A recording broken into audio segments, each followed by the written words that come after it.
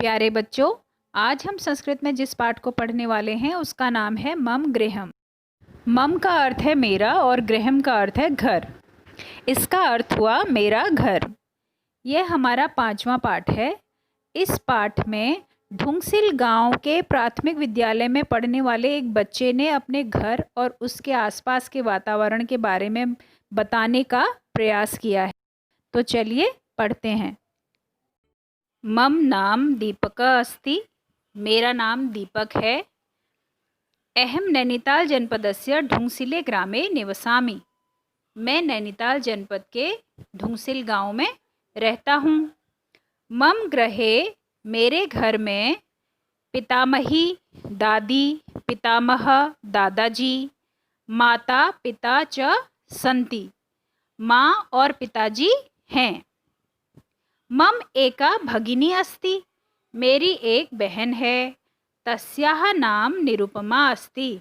उसका नाम निरुपमा है। मम गृहे एकः धेनु। मेरे घर में एक गाय, एकः कुक्कुर च स्त और एक कुत्ता है। धेनुः श्यामा अस्ति। गाय काली है। कुक्कुरः श्वेतः अस्ति। कुत्ता सफ़ेद है। धेनुः दुग्धम ददाति। गाय दूध देती है।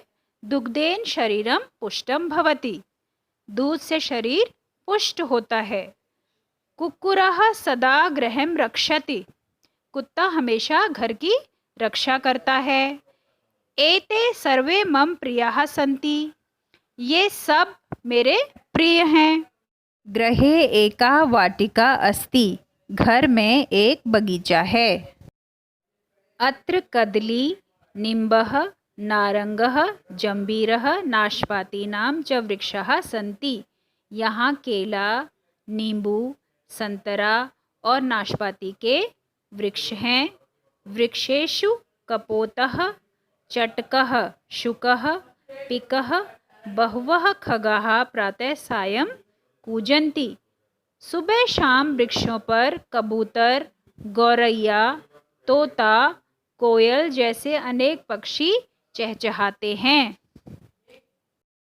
अत्र सूर्यमुखम, पाटलम, गंधपुष्पम च पुष्पाणि सन्ति।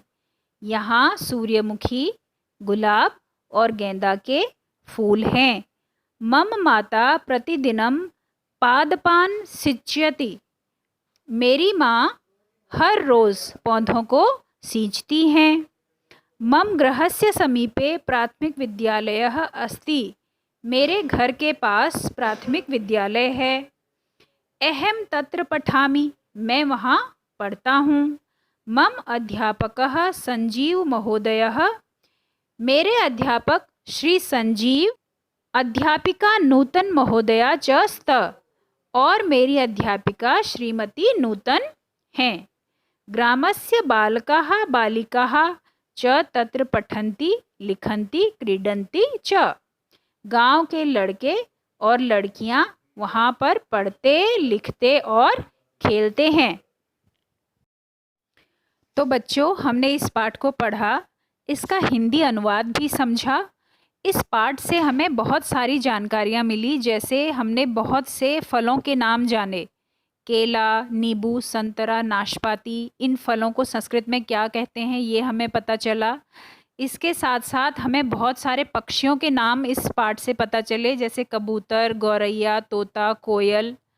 और साथ ही हमें सूर्यमुखी, गुलाब, गेंदा पुष्पों की भी जानकारी इस पाठ से हुई कि इन फूलों को संस्कृत में क्या कहते हैं और इनका हिंदी नाम क्या होता है। तो बच्चों, ये पाठ आपको बहुत अच्छी तरह समझ में आ गया होगा। अब हम इसका अभ्यास कार्य करेंगे।